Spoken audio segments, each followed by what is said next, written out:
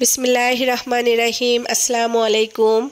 আমার প্রাণপ্রিয় সকল মিষ্টি মিষ্টি আপুরা কেমন আছো? আশা করি আল্লাহর অশেষ রহমতে আমার কাছেও দূরে যে যেখানে আছো সবাই ভালো আছো, সুস্থ আছো। আলহামদুলিল্লাহ, আমিও তোমাদের দোয়ায় অনেক ভালো আছি।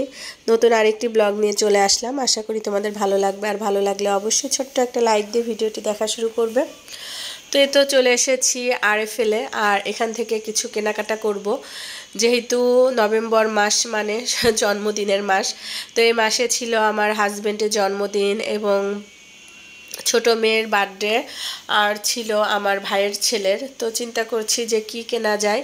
তো দেখছিলাম, আর আরএফএলে আসলে তো এখানে এ টু জেড সব কিছুই পাওয়া যায়, সংসারের জিনিসপত্র থেকে শুরু করে যে যেটাই চাও না কেন এখান থেকে তোমরা পেয়ে যাবে।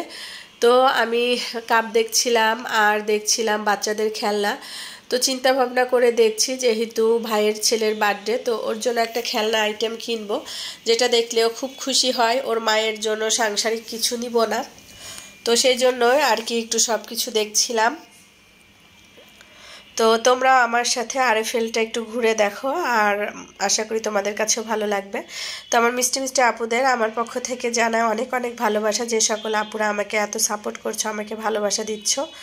তো এদিকে আমি একটা পাজেল নিয়েছি আর এই ক্যাঙ্গারুটা নিয়েছি, বেশি কিছু আর নেওয়া হয়নি। তো এগুলো নিয়ে আবার এই যে বাসায় চলে এসেছি, আর ভাইয়ের ছেলের ওখানে যাব সন্ধ্যার দিকে। তো এখন আর যাব না, যেহেতু কিছু কাজ আছে বাসায়, তো সেই জন্য আর এখন বের হইনি। তো সরাসরি বাসা থেকে বাসায় চলে এসেছিলাম, আর ওখান থেকে আবার বাচ্চারা একটু কেকের দোকানে গিয়েছিল, মিঠাই তে যে ছোট্ট একটা কেক নিয়েছিল, বলছিল যে আমরা একটা কেক নিব। তো আমি বললাম যে ঠিক আছে নাও, তোমাদের যেটা ভালো লাগে তোমরা সেটাই করো। তো আমার ভাবি আসলে বার্থডে করে না, আর আমরা এখন আগের মতো জাঁকজমকভাবে বার্থডে করছি না। তো তারপরও বাচ্চাদের আবদার পূরণ করতে ছোটোখাটোর ভিতরে কিছু আয়োজন করা হয়েছে। আর এদিকে যে আমি একটা কেক তৈরি করেছি, আর এটা আমার অর্ডারের কেক ছিল, সম্পূর্ণ চকলেটের চকলেট স্পঞ্জি কেক। আর এই কেকের অর্ডার দিয়েছিল আমার হাজব্যান্ডের ফ্রেন্ড। তো মাসাল্লাহ দিলে কিন্তু কেকটা দারুণ হয়েছে, দেখতে যতটা সুন্দর হয়েছে খেতে কিন্তু তার থেকেও দ্বিগুণ মজা হয়েছিল। চকলেটে ভরপুর করে তৈরি করেছিলাম এটা। আর এখন এই যে আমি কিন্তু এটা প্যাকিং করে নিয়েছি। তো আমার যে নাম দিয়ে পেজটা খুলেছি সেটা হচ্ছে হোমমেড কেক বাই লাবণী, আর এটা দিয়ে আমি পেজটা খুলেছি। তো তোমাদের কারোর প্রয়োজন হলে অবশ্যই পেজে নক করতে পারো। আর দেখো আমার কাছ থেকে কেক নিয়ে এই যে খাওয়া যে তোমাদের ভাইয়ার মুখে দিল, সে হলো শাহাবুদ্দিন ভাই। আর এই শাহাবুদ্দিন ভাই আমার কাছ থেকে কেক কিনে নিয়ে তার ফ্রেন্ডের বার্থডে পালন করছে। তো এই যে অফিসে, তোমাদের ভাইয়ার অফিসে সব বন্ধুরা এসে তার বার্থডে পালন করছে, সবাই তার জন্মদিনে তাকে কেক খাওয়াই দিচ্ছিল।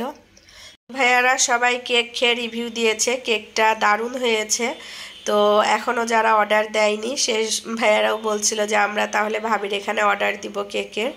তো যাই হোক, তোমাদের ভাইয়া যেহেতু বার্থডে উপলক্ষে আমরা ছোটোখাটো একটু আয়োজন করেছিলাম, তো সে তো আমাদের ট্রিট দেয়নি, তো আমাদের জন্য কিছু খাবার এনেছে, চাইনিজের খাবার। তো বাচ্চারা খেতে চেয়েছিল, ফ্রাইড রাইস, চিকেন ফ্রাই, এগুলো এনেছে। তো বাচ্চারা খেয়েছে। আর এখন এই যে দুপুরে রান্না বাড়া, তো আজকে ইলিশ মাছ ভাজা করব, আর বেশি কিছু করব না। তো আমার কণ্ঠ শুনে বুঝতেই পারছো শরীরটা বেশি একটা ভালো না, সেজন্য রান্নাবাড়াও করতে ইচ্ছা করছে না। তো চিন্তা করলাম একটু মচমচে করে ইলিশ ভাজি করব আর পেঁয়াজ মরিচ ভাজি করব, এটা দিয়ে ইনশাল্লাহ দুপুরে খাবার কমপ্লিট হয়ে যাবে। তো আর সবারই পছন্দের একটা খাবার ছিল ইলিশ ভাজা।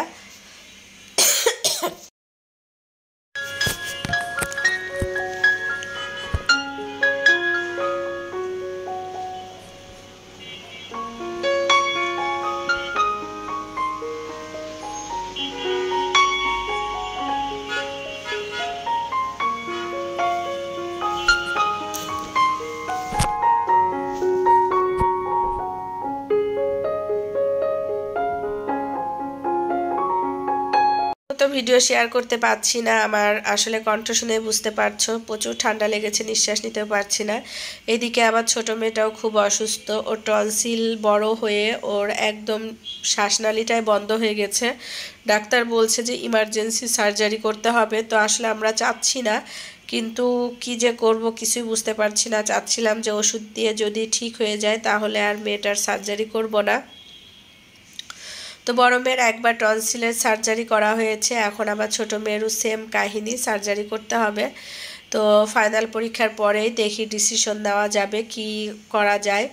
তো সবাই আমার ছোট মেয়ের জন্য দোয়া করো, আসলে ও খুবই কষ্ট পাচ্ছে টনসিলের জন্য। তো ডাক্তার এক্সরে রিপোর্টে এসেছে ওর টনসিলটা এত বড় হয়েছে যে ওর ব্রেনেও শ্বাস প্রশ্বাস যেতে সমস্যা হচ্ছে। তো কিছুই ভালো লাগছে না মেয়েটার জন্য। আর এদিকে নিজের শরীরটাও খুব খারাপ, তার ভিতরে সব কিছু করতে হবে, কিছু করার নেই।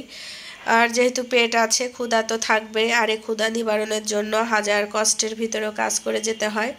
এদিকে কিন্তু আমার মাছ ফ্রাই করা কমপ্লিট হয়ে গেছে, দেখতেই পাচ্ছ একটু মচমচে করেই ফ্রাই করছি। আর এটা দিয়ে দুপুরে খাওয়া দাওয়াটা কমপ্লিট করে নিব। তো মাছগুলো এখন আমি এই যে উঠিয়ে নিলাম, আর যে বাকি তেলগুলো ছিল এই তেলেই কিন্তু আমি পেঁয়াজ মরিচও ফ্রাই করে নিব। আর পেঁয়াজ মরিচ ভাজা পরে কিন্তু আমার রান্নাটা কমপ্লিট হয়ে যাবে, আর আগে আমি ভাতটা রান্না করে নিয়েছি। আর এদিকে বেশ কিছু পেঁয়াজ এবং মরিচ আমি একটু হলুদ মরিচ দিয়ে মাখিয়ে নিচ্ছি আর লবণ দিয়ে, আর এই বাকি তেলটাতে ছেড়ে দিলাম। আর এই ইলিশ মাছের তেল দিয়েও কিন্তু ভাত খেতে দারুণ লাগে। তো ইলিশ মাছে তেল দিয়েছিলাম অল্প, আর দেখো কতটা তেল বের হয়েছে। তেল আলা ইলিশ হলে আসলে এরকমই হয়। তো এই যে আমার ইলিশ মাছগুলো সাইজে কিন্তু বিশাল বড়। তো যতই বড় হোক না কেন মাছগুলো কিন্তু খেতে দারুণ ছিল, যেহেতু পদ্মার ইলিশ ছিল।